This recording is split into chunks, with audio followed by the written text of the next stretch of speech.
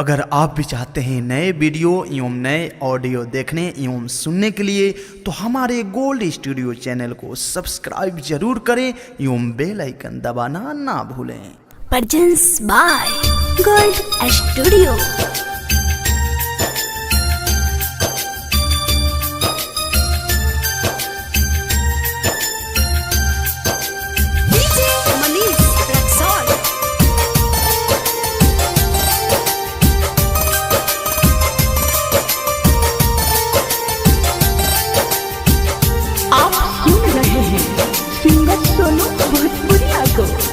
जहाँ जाए सनमया बनैखे गम, जहाँ जाए सनमया बनैखे गम, अखिया न भरिया बोलोरो से तू ससुरा जइबू बलोरो से, तू ससुरा जइबू बलोरो से, मननी मन पटाले तोरो से,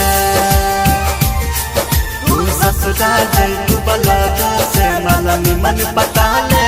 तोरो से।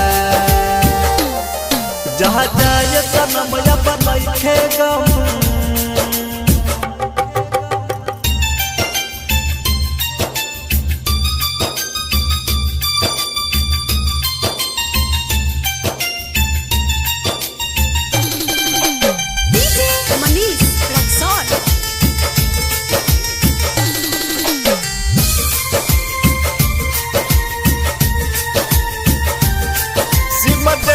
हमारा मोबाइल हो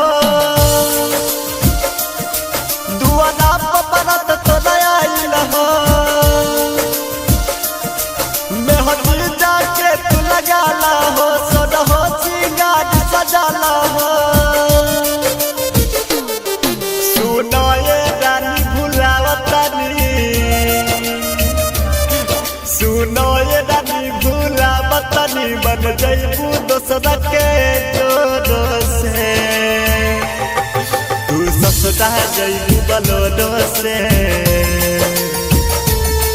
तू ससुरा जइबू बलोरो से, मननी मन पटाले तोरो से, तू ससुरा जइबू बलोरो से, मननी मन पटाले तोरो से। जहाँ जाए सनमया बनैखे गम,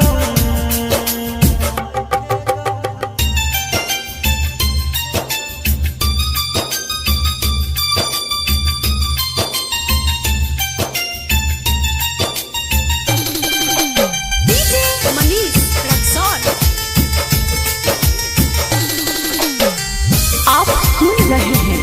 सिंगर सोनू भोजपुरिया को। ब्रजेश बिहारी के जग धोले दादी के,